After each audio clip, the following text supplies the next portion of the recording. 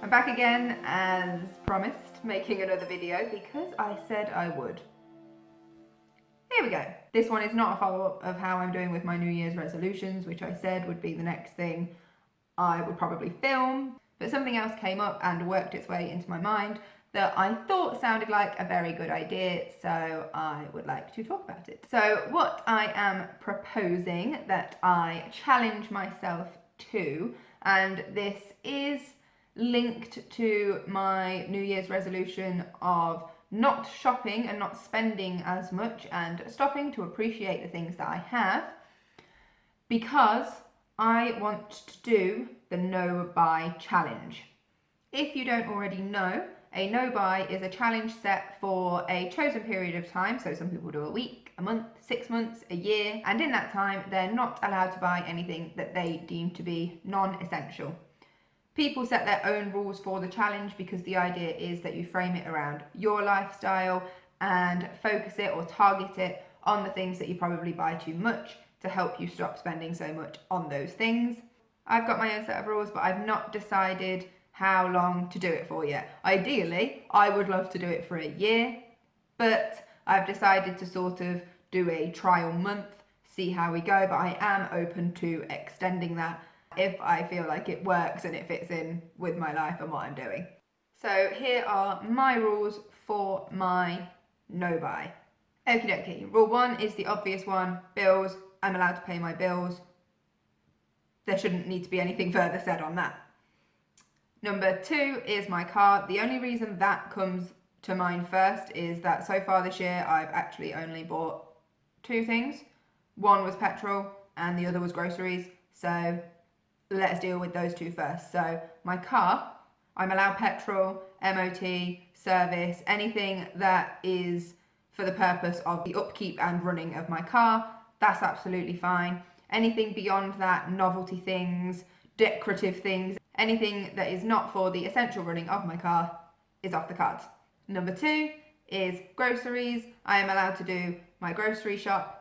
That's absolutely fine. I'm a meal planner anyway, so I usually have a set list of what I need to buy. However, we usually then start slipping in little treats here and there, which we really could do without. It'd be better for our health if we didn't get them. And so I'm not going to allow myself to be putting treats and things that aren't essential into my basket when we go shopping. I'm not going to force my husband into the same challenge. If he wants treats and snacks, he is more than welcome to do that. I am not going to force this on him. This is just about what I'm doing and what I get. And if he is bringing any treats into the house, I am not allowed to indulge in those. We've also got a lot of stuff left over from Christmas, tins of chocolates, biscuits and all sorts. So really there's no need for a couple of months for me to buy any treats anyway, because the house is already stocked. What will be a challenge is if I do this beyond that time and we have nothing left as a treat. So that's the second one. Okay, the next one is gifts. I'm allowed to buy gifts for other people. Cards, gift wrap, all of that stuff is going to be included in that. Next one is food on the go. This is just a no. There is no reason I should have to buy food on the go. If I'm out and about, if I think I'm going to be out long enough that I might get hungry, I'll put something in my bag that I've brought from home. I should never need a drink on the go. I'll always take my flask with me and then I've always got something. There should be no need for me to pop into a food place and get food on the go. The next one is a big one, that's makeup and beauty. I buy an awful lot of makeup products, beauty products, and I'm one of those people that will have more than one of each thing on the go. So I want to try a new foundation despite the fact that I've already got 3 different ones that I'm currently using, and I will still go ahead and buy it and open it even though I know I've already got other ones open. So with any makeup, with any beauty, any hair care, anything like that at all, the rule is I'm allowed to buy it, but only when I have completely run out, and I'm only allowed to have 1. So at the minute I've still got 3 foundations on the go, so I shouldn't need to buy another one for a while. And I'm not allowed to buy another one until they have completely run out. And then when I do, I buy my 1 and I'm allowed to use that 1 only. And I'm not allowed to buy another until that one's run out. And then if I want to try something else, then I try something else, but only after I've run out. I'm allowed to buy what I would consider to be essential. So if I want foundation, a powder, a concealer, shampoo, conditioner. I'm just realising how ridiculous I sound. I'm allowed to buy those things. What I'm not allowed to buy are what I call decoratives, so eyeshadow palettes and lipsticks. I already have loads of those, I shouldn't need any more. And sort of novelty products, miracle things that are going to give me nice hair that actually are not going to give me any different hair to the hair I've already got. Okie dokie, what else have I got? Clothes are almost completely a no. I have got too many clothes. Over half I would say I don't wear or don't wear regularly, and I always go back to the same few pieces. So not only am I going to be decluttering the things I don't wear, I'm also saying that I shouldn't need to buy any more clothes. The only exceptions are if I only have one of something and I do wear it a lot, or I need it for work, for example, and it completely wears out and gives up, then in that case, I'm allowed to replace it. But I've also got to remember my other resolutions about doing research into companies and shopping ethically before I bring anything into my house. This will be a good one for me because since I found out about ethical shopping, all I've wanted to do is go to lots of websites and buy from ethical companies and have a wardrobe full of ethical clothing, which isn't really the best idea because to do that, I'm then going to have to clear out a lot of other stuff, maybe stuff I've not worn before, granted, which I can donate and someone can get more use out of, but just to buy stuff for the sake of having a different type of wardrobe when I've got things that I've not yet made the use out of does still seem wasteful. So in a way, this is going to stop me from leaping straight in because I really want to get on board with this idea of ethical shopping, and it will make me stop and think, no, appreciate what you've got, and then when you need to replace something, then you can go and buy a replacement, and when you buy that replacement, you will be buying into companies that are ethical, and that's how you will introduce those pieces into your wardrobe, not by going on a massive haul of ethical clothing and forgetting about all the stuff you've already got. Household should not be difficult for me. I think I said it in my last video. I already feel so cluttered. I bought so much stuff before I moved in thinking it would be really great and that I'd get a lot of use out of it. Turns out that I didn't, and now I just want to have a massive clear out already. So I shouldn't need to buy anything for my house. Same with clothes. If anything that I use regularly needs replacing, then fine, I can do that, but I'm not allowed to add to. It has to be a replacement.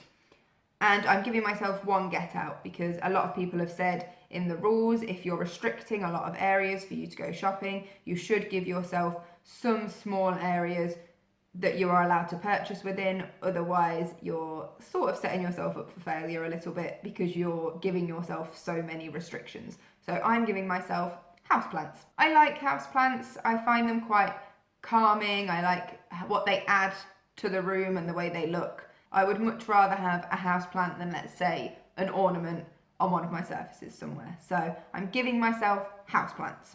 The next one is house maintenance. Anything that I need to do to ensure the smooth running of my house. So any repairs that need doing, if I can't do them myself, I am allowed to have done. The next one is beauty appointments.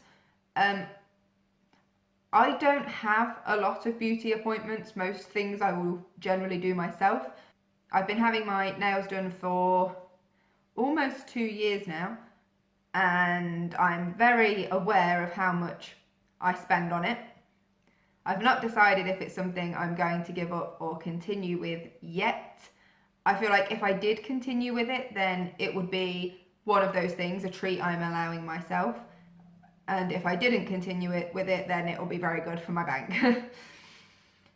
The only other thing that really needs to be considered is hair appointments. So I have not had my hair cut, styled, coloured, anything like that in 18 months. So if I want a haircut, I am not going to begrudge myself that. However, I won't be getting my hair coloured again. I would like for it to grow out. It is a bit dead at the ends, so I would like it to grow out. So no colours, but if I need to get a haircut, then that's absolutely fine.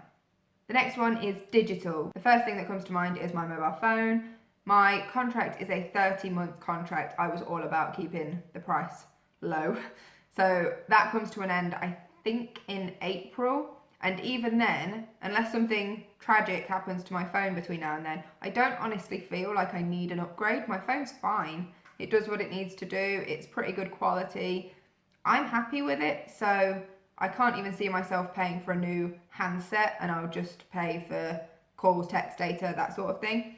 I'm also going to cancel the insurance on my phone. I only had that out because if anything happened to it, I didn't want to be paying the contract on one phone and then needing to get another one, or paying for repairs, or paying for a second contract. But if I'm not paying for the handset anymore, I don't see the need to have any insurance on it. So when the contract comes to an end, I'll cancel the insurance as well, so I won't be paying for that. And then other than that, I don't foresee me needing any other digital stuff. I'm not really a techie person. I've never been one that needs the latest tech or the latest gadgets. That's not really something that's ever interested me. I've never needed a brand new phone. Whenever I get mine, it's always usually the one previous to the one that's recently been released. I will never buy the brand new one because of the cost of it. My Fitbit's one of the older ones. I don't see the need to replace it unless something happens to it. I could do with a new computer. Mine's chugging along, it really is, but again, until it completely gives up, I'm not going to be replacing it for a new one. Oh, also, no DVDs or CDs, and yes, I am the sort of person that would still buy those. I know. Living in the dark ages, honestly.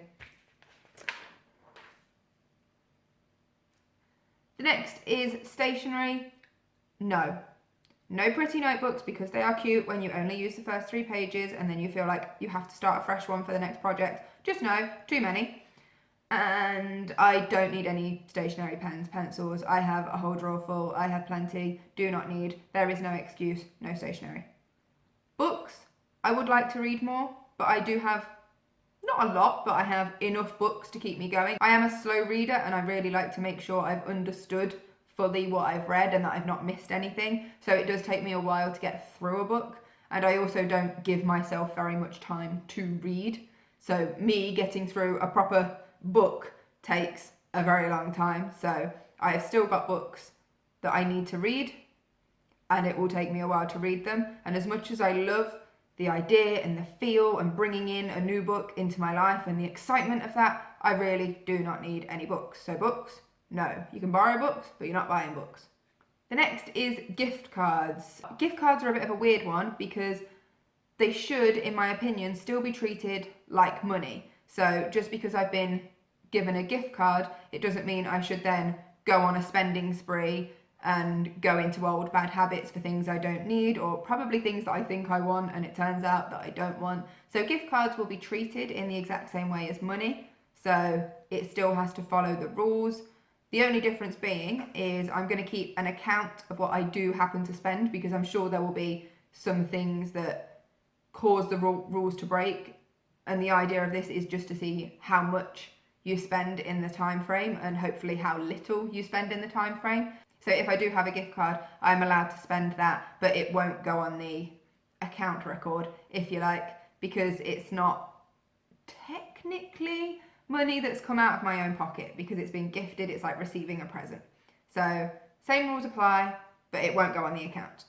The last one is experiences. So trips, days out, holidays, they're all allowed. I'm also going to give myself meals out. So if it's a particular event, so it's someone's birthday, that's fine. That's meeting up with people for an event. And if I want to go out for a meal, then that's absolutely fine. I can do that. That's not the same as having food on the go. That's a different sort of thing. I'm going to give myself a small exception when it comes to going on holiday. Normally, I am terrible. I spend so much money, either because it's a good exchange rate or designer clothes come far cheaper abroad, all of these things. I'm not even going to lie, I go mad with it. I'm still going to allow myself a little bit of spending money if I go on holiday. I'm not going to completely say no, nothing for the time I'm out there. What it's not going to be is a ridiculous spend like I have done in the past. One, I can't afford to. I'm paying a mortgage now. This will be the first time I go away where I'm actually paying for a mortgage and not just paying rent to my parents. So I will not have the same amount of money going spare to do a shopping spree like I've done when I've been abroad previously. So I will have to be a bit more realistic about it anyway. So I'm not going to entirely forbid shopping on holiday. I am going to allow myself a little bit of a treat there, but nothing like what I've done in the past. So that's it. Those are my no-buy rules for however long I decide to do it. So far, even though we are practically halfway into January, I have not broken the rules because I haven't spent anything outside of petrol and groceries, and the grocery shops we've done, I already had in my head that I wanted to try this out, so I didn't break the rules. So far I'm good. I'm going to be keeping account of what I do spend, because there will be things that need exceptions. As I've said, like if something needs replacing, I'm still going to put that on the account of what I spent and why I spent it, and it'll be interesting to sort of sum it all up at the end and see what the situation is. So that's me done. I suppose that means I've got another follow-up video to do, so that's 2 follow-up videos I need to do. Let's hope I stick to that. We'll keep sticking to the New Year's resolutions. If you've already done a no-buy, send me your tips. I know this is a very 2019 thing to do and I'm a little bit late again to the party, but if you've got any tips, do let me know. I am going to find this incredibly difficult. I will keep you posted with my progress. I hope it goes well and that I don't just come back and say, oh, I failed it all. So we'll see. Thank you for watching, and I will see you when we have an update. Bye.